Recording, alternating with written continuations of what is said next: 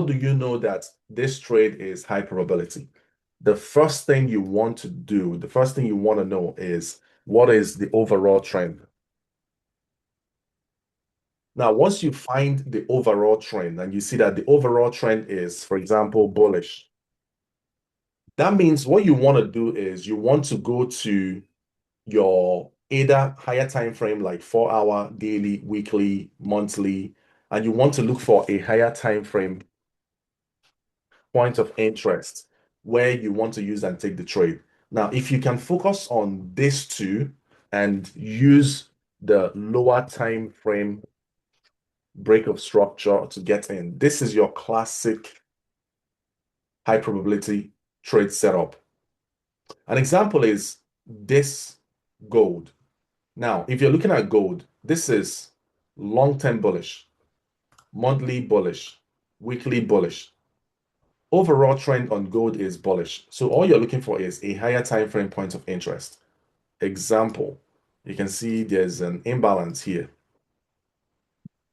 We have more imbalances here as well. Now, we don't know which of these imbalances the price is going to use and reverse to continue to the upside. Nobody knows which one is going to be. So all we do is to mark them out and wait inside those positions for the market to mitigate that higher time frame point of interest. And now we're looking for a lower time frame BOS. Now, in this case, if we see a 4 hour breakup structure, that could also be giving us a telltale sign that price actually wants to rally to the upside.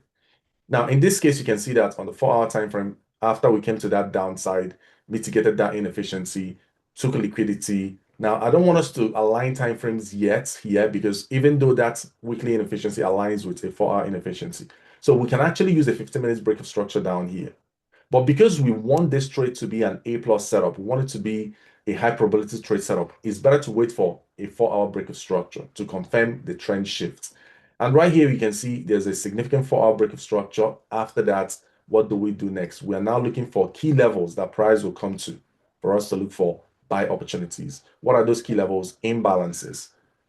You mark the imbalance out. This is a daily imbalance. You want to see a mitigation. Now that you can see that there's a clear 4 hour break of structure here, now that means if you're looking for entries from down here, you can do time frame alignment and use the lower time frame to get entries. What do I mean by that? Already you can see we've broken that 4 hour structure here, high low break. Coming down here, you're using higher time frame points of interest, like I said. And now after looking at it on 4 hours, there's a higher time frame point of interest. You can go to, after looking at it on the daily, you can go to the 4 hour to see what that looks like. On 4 hour, there's still an imbalance resting right here. So you scale down to 1 hour to confirm if there's any imbalance on that same position on the 1 hour time frame. And on 1 hour time frame, you can see we have multiple imbalances on that position. So all you want to see down here is a 5 minutes break of structure, and then you look for your buys. And you go straight down to 5 minutes.